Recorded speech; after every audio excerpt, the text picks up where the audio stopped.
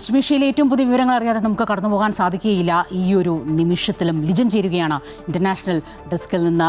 ലിജിൻ, നമുക്കെപ്പോഴും അറിയേണ്ട ഒരൊറ്റ കാര്യമാണ്, അതായത് ഇതിൽ സമവായത്തിൻ്റെ അല്ലെങ്കിൽ ചർച്ചകളുടെ അല്ലെങ്കിൽ സമാധാനത്തിൻ്റെയൊക്കെ ഒരു സാധ്യതകൾ ഒരു കിരണം എവിടെയെങ്കിലും ഏതെങ്കിലും ഭാഗത്തു നിന്നും ഉണ്ടാകുന്നുണ്ടോ?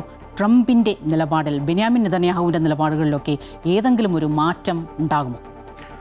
സ്വപ്ന, തീർച്ചയായിട്ടും എല്ലാവരും ഉറ്റുനോക്കുന്നതും ആകാംക്ഷയുടെ കാത്തിരിക്കുന്നതും അതുതന്നെയാണ്. എപ്പോഴായിരിക്കും ഈ സംഘർഷത്തിന് അയവുണ്ടാകുക, സമാധാനം പുലരുക? പക്ഷേ അതിന് ഒരു ചോദ്യത്തിന്, അതായത് ഡൊണാൾഡ് ട്രംപിനോടുള്ള ചോദ്യത്തിന് അദ്ദേഹം നൽകിയിരിക്കുന്ന ഉത്തരമെന്ന് പറയുന്നത് അത്ര ആശ്വാസകരമല്ല എന്നുള്ളത് തന്നെയാണ് ഈ ഘട്ടത്തിൽ മനസ്സിലാക്കേണ്ടത്. കാരണം അദ്ദേഹം ഒരു ഡെയിലി മെയിൽ എന്ന് പറയുന്ന മാധ്യമത്തിന് നൽകിയിരിക്കുന്ന ടെലിഫോൺ സംഭാഷണത്തിൽ അദ്ദേഹം പറഞ്ഞത് ഈ യുദ്ധം തുടരും എന്ന് തന്നെയാണ് അദ്ദേഹം പറഞ്ഞു വയ്ക്കുന്നത്.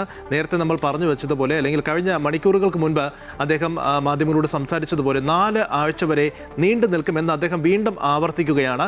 എത്രയും പെട്ടെന്ന് തന്നെ തങ്ങൾ ഉദ്ദേശിക്കുന്ന കാര്യം നടപ്പിലാക്കി ഇറാനെ പൂർണ്ണമായിട്ടും താഴെ ഇറക്കും, അല്ലെങ്കിൽ തങ്ങളുടെ താഴേക്ക് കൊണ്ടുവരും എന്നുള്ള കാര്യം അദ്ദേഹം പറഞ്ഞു വെക്കുന്നുണ്ട്. മാത്രമല്ല, പരമാവധിയാണ് ഈ പറഞ്ഞതുപോലെ 4 ആഴ്ച, അതിൽ കുറവ് തന്നെ അതിന് മുൻപ് തന്നെ പൂർണ്ണമായിട്ടും പരാജയപ്പെടുത്തും, അല്ലെങ്കിൽ തങ്ങൾ ആഗ്രഹിക്കുന്ന ലക്ഷ്യം നേടും എന്നുള്ളതാണ്. മറ്റൊന്ന്, ഈ ട്രംപ് ഇത്തരം കാര്യങ്ങൾ പറഞ്ഞു വെക്കുമ്പോൾ അവരുടെ അമേരിക്കയുടെ സൈനിക ക്യാമ്പയിൻ എത്രത്തോളം ശക്തമായിട്ടാണ് അവർ മുന്നോട്ട് കൊണ്ടുപോകുന്നത് എന്ന് നമുക്കിതിൽ നിന്ന് വളരെ വ്യക്തമായി മനസ്സിലാക്കാൻ സാധിക്കും.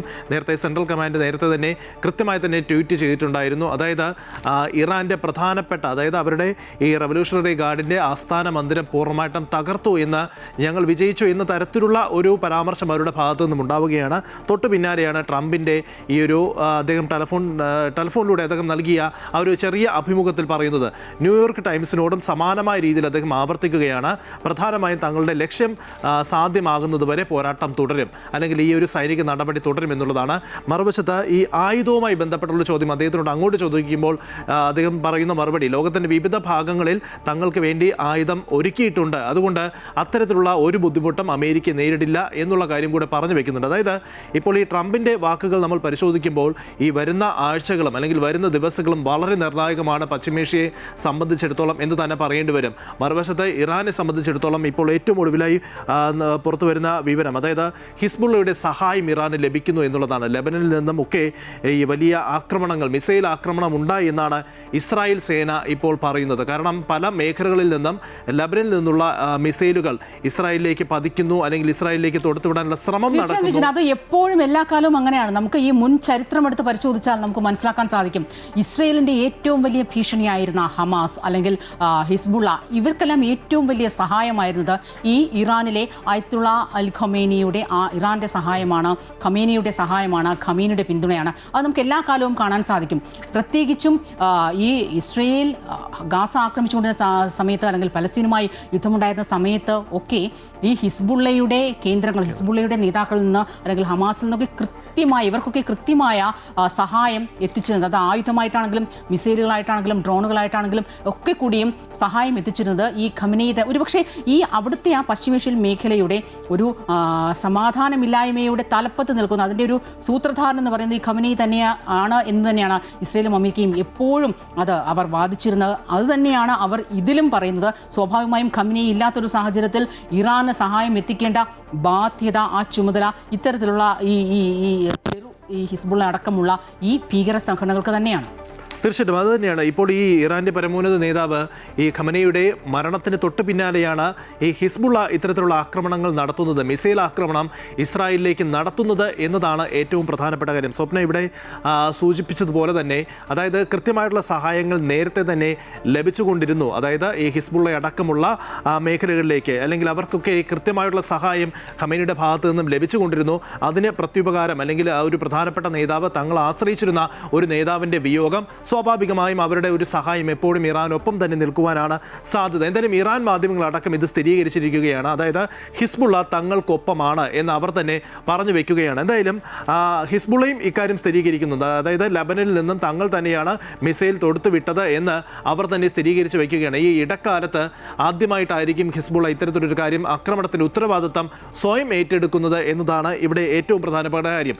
ഇനി സ്വാഭാവികമായും ഇത്തരത്തിൽ ഒരു അക്രമം, നേരത്തെ ഈ ഡൊണാൾഡ് ട്രംപ് ഒരു വശത്ത് വശത്ത് ഇത്തരത്തിലുള്ള ആക്രമണവുമായി അല്ലെങ്കിൽ ഈ ഇത്തരത്തിലുള്ള പ്രതിരോധവുമായി മുന്നോട്ട് പോകും എന്ന് പറഞ്ഞു വെക്കുമ്പോൾ മറുവശത്ത് ഇറാനും മിണ്ടാതെ ഇരിക്കുന്നില്ല എന്നുള്ളതാണ് ഏറെ ശ്രദ്ധേയം. ഹിസ്ബുള്ളയെ പോലെയുള്ള അവരുടെ ഒരു കൂട്ടായ്മ ഒരുമിക്കുന്നു എന്നുള്ളതും ഇവിടെ ശ്രദ്ധേയമാണ്. നമ്മളെല്ലാവരും ആഗ്രഹിക്കുന്നത് ഒരു സമാധാന ചർച്ചകൾക്കാണ്, സമാധാനം പുലരണം എന്നുള്ളതാണ്. പക്ഷേ ഇത്തരത്തിൽ ഈ ശക്തമായിട്ടുള്ള രണ്ട് വിഭാഗങ്ങൾ തമ്മിൽ വീണ്ടും സംഘർഷത്തിലേക്ക് പോകുമ്പോൾ അത് എത്രത്തോളം സാധ്യമാണ് എന്നത് വളരെ പ്രധാനപ്പെട്ട ചോദ്യമായി ലോകത്തിന് മുൻപിൽ നിൽക്കുകയാണ്. പക്ഷേ ഈ ലോകരാജ്യങ്ങളൊക്കെ തന്നെ ഇപ്പോഴും ആവർത്തിച്ച് പറയുകയാണ് സമാധാനം ഉണ്ടാകണം, ചർച്ചകൾ നടക്കണം എന്നുള്ളതാണ്. UN അതോടൊപ്പം തന്നെ കഴിഞ്ഞ ദിവസങ്ങളിലൊക്കെ നമ്മൾ കണ്ടതാണ് വിവിധ ലോകരാജ്യങ്ങൾ ഇക്കാര്യങ്ങൾ ആവർത്തിച്ച് പറയുന്നുണ്ട്. പക്ഷേ ഈ പറയുന്നത് പോലെ രണ്ട് ഭാഗത്തു നിന്നും ഇത്തരത്തിലുള്ള പ്രകോപനപരമായിട്ടുള്ള ഇടപെടൽ നടത്തുന്നു, വീണ്ടും ആക്രമണങ്ങൾ നടക്കുന്നു. പ്രത്യേകിച്ച് ഗൾഫ് മേഖലകളിൽ ഇറാൻ വീണ്ടും ഈ ആക്രമണങ്ങൾ ജസ്റ്റ് നമ്മൾ പരിശോധിച്ച കഴിഞ്ഞ തവണത്തെ ആക്രമണവുമായി ബന്ധപ്പെട്ട് ഇറാനെ ആക്രമിച്ചു ഇസ്രയേൽ. അപ്പോൾ നമ്മൾ പരിശോധിച്ചാൽ ഇറാന്റെ ആണവ നിലയങ്ങൾ ലക്ഷ്യമിട്ടായിരുന്നു കഴിഞ്ഞ തവണത്തെ ഒരു ആക്രമണമെങ്കിൽ ഇത്തവണ ഇറാന്റെ ആയുധ ശേഖരം, അതായത് മറ്റൊരു രാജ്യം ഒരുപക്ഷെ ഇനി ഇറാൻ തല പൊക്കരുത് എന്ന ലക്ഷ്യത്തോടെ കൃത്യമായി ആസൂത്രണം ചെയ്ത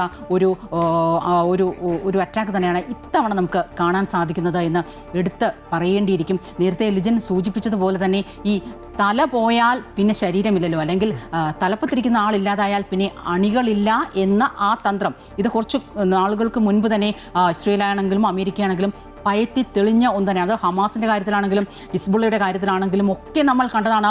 അങ്ങോട്ട് പോയി അവരുടെ തലപ്പത്തുള്ള കമാൻഡർമാരെ വധിക്കുക, അപ്പോൾ ആ അണികൾ ചിന്ന ഭിന്നമാകും. അതേ തന്ത്രം തന്നെയാണ് ഗാസയിൽ അവർ പയറ്റിയത്, ലെബനനിലൊക്കെ പയറ്റിക്കൊണ്ടിരിക്കുന്നത്, അല്ലെങ്കിൽ ഹൂതിയിൽ നിന്ന് അറ്റാക്കിനെതിരെയൊക്കെ അവർ പയറ്റുന്നത് അതേ തന്ത്രം. ഇതിൻ്റെയൊക്കെ ഏറ്റവും തലപ്പത്തുള്ള അയത്തുള്ള അൽ ഖംനെയി എന്ന മതപുരോഹിതനെ, അല്ലെങ്കിൽ ഈ ഭീകരവാദത്തിൻ്റെ ആസൂത്രകൻ എന്ന് കരുതപ്പെടുന്ന, അല്ലെങ്കിൽ ബുദ്ധികേന്ദ്രം എന്ന് കരുതപ്പെടുന്ന അയത്തുള്ള അൽ ഖമേനിയെ വധിക്കുക. അതോടുകൂടി ഒരുപക്ഷെ പശ്ചിമേഷ്യയിൽ സമാധാനം കൊണ്ടുവരാൻ തങ്ങളുടെ രാജ്യങ്ങൾക്ക്, അതിനാണ് ഇവർ എപ്പോഴും ആവർത്തിച്ച് പറയുന്നത്, തങ്ങളുടെ രാഷ്ട്രത്തിൻ്റെ പരമാധികാരത്തിന് നേരെയുള്ള ആക്രമണം അല്ലെങ്കിൽ അതിൻ്റെ സംരക്ഷണം മാത്രം ലക്ഷ്യമിട്ടാണ് തങ്ങൾ ഈ യുദ്ധത്തിന് ഇറങ്ങുന്നതെന്നാണ് തുടക്കത്തിൽ തന്നെ അമേരിക്ക പറഞ്ഞത്. കഴിഞ്ഞ തവണയും അല്ലെങ്കിൽ ഇത്തവണയും ഇസ്രയേലും ആദ്യം ഒരുപക്ഷെ ഹമാസിനെ ആക്രമിച്ചപ്പോഴുമൊക്കെ ഇസ്രയേലും എൻ്റെ രാഷ്ട്രത്തിൻ്റെ പരമാധികാരം അല്ലെങ്കിൽ അതിൻ്റെ ഒരു സംരക്ഷണം അത് മാത്രമാണ് ലക്ഷ്യം വെക്കുന്നത് എന്നാണ് ഇരു രാഷ്ട്രങ്ങളും ഈ ഒരു തന്ത്രം അല്ലെങ്കിൽ ഈ ഒരു നയം മുന്നോട്ട് വെച്ച് തന്നെയാണ് ഈ ആക്രമണങ്ങളെല്ലാം. എന്തായാലും ലിജിൻ, ഒരു കാര്യം നമ്മൾ മനസ്സിലാക്കേണ്ടതുണ്ട്,